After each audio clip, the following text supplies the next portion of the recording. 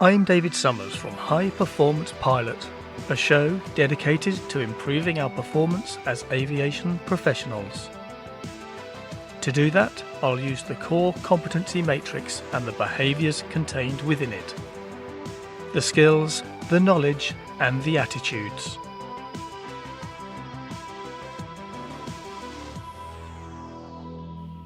The core competencies should not be seen as 9 individual elements. Effective operation requires them to be used together, effectiveness in one being dependent on effectiveness in the others. They are all interconnected.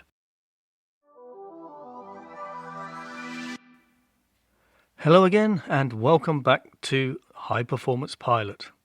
In this episode, we're going to explore the behaviour of reviews, monitors and cross-checks actions conscientiously, a behaviour from the competency Workload Management.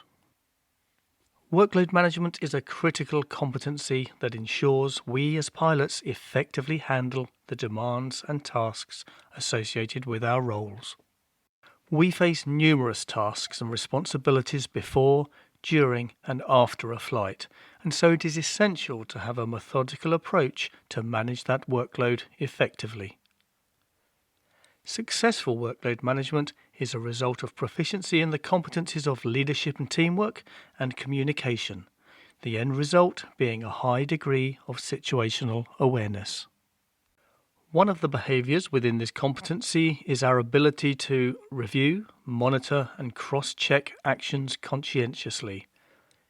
It involves the diligent examination and verification of tasks and decisions, reducing the likelihood of errors and enhancing safety. What is this behaviour? So what exactly do we mean by reviews, monitors and cross-checks actions conscientiously? Well, it refers to the practice of attentively evaluating each task and decision, actively overseeing ongoing processes and cross-verifying actions to ensure accuracy and completeness. This behaviour is particularly important when the pressure increases, when situations get more complex, especially when multiple tasks or failures emerge. Why do we need it? Well, first up, we need it to increase safety.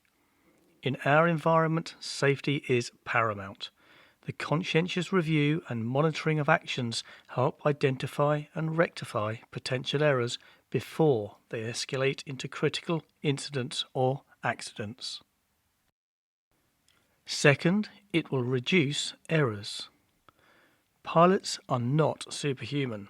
Just like everyone else, we are capable of making errors, especially when under stress.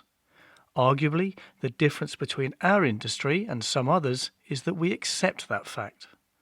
By diligently cross-checking and verifying actions, the likelihood of overlooking mistakes diminishes significantly, promoting a culture of error reduction and prevention. Thirdly, we need it to aid task prioritization.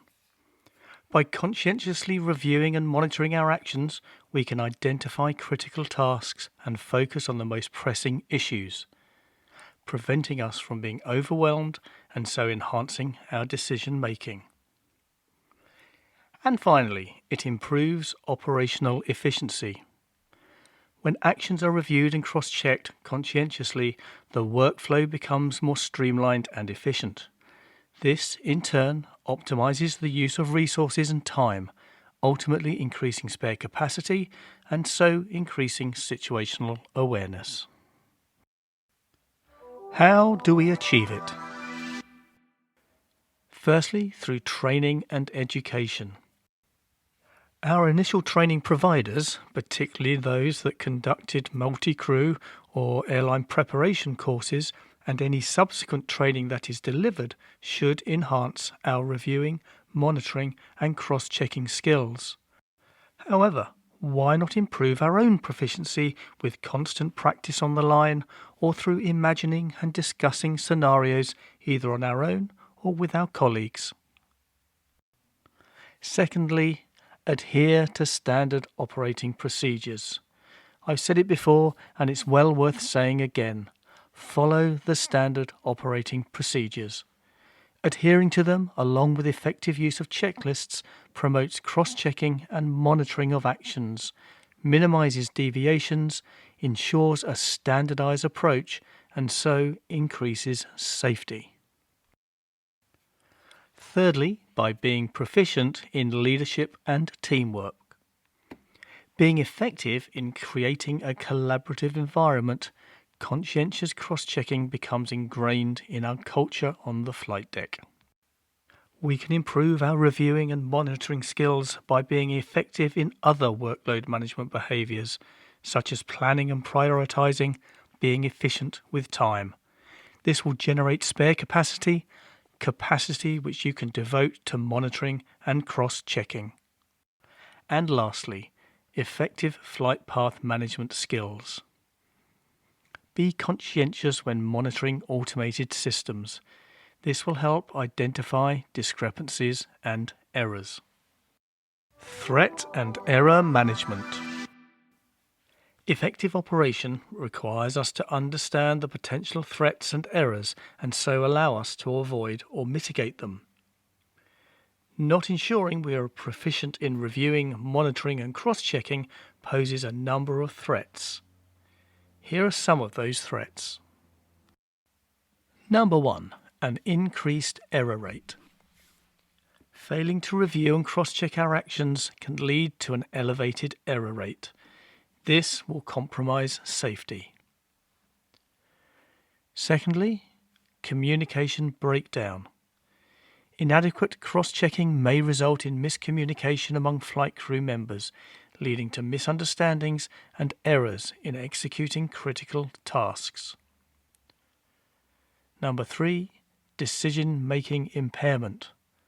Without conscientious monitoring, we may overlook essential data, impairing our ability to make informed decisions promptly. Number 4. Automation dependency. Over-reliance on automated systems without vigilant monitoring can result in failure to detect system malfunctions or errors, leading to potentially dangerous situations. And lastly, inefficient workload management. Without effective review and cross-checking, we may struggle to prioritize tasks effectively, leading to a disorganized workflow and reduced spare capacity. The key takeaways. Reviews, monitors and cross-checks actions conscientiously is a critical competency for effective workload management. This behaviour involves evaluating and verifying tasks and decisions to reduce errors and enhance safety. As pilots, we need to practice this behaviour, and adherence to standard operating procedures develops it. Collaboration and effective flight path management skills play a role in ingraining this behaviour within the flight deck culture. Lack of effectiveness poses threats, including increased error rates, communication breakdowns, impaired decision-making, automation dependency, and inefficient workload management. This week's golden takeaway describes an event that is not uncommon during flight operations, and that is the autopilot failing to capture the localizer or glide slope. Each aircraft and operator will have procedures to avoid, mitigate or trap this particular threat. So as well as briefing how we will deal with such an occurrence, we also need to conscientiously monitor and review how the approach is progressing to enable us to understand what is happening and, crucially, what is about to happen. Putting it another way, if we are proficient in reviewing, monitoring and cross-checking, we will improve our situational awareness, allowing us to recover from this occurrence calmly and so recover to a stable approach.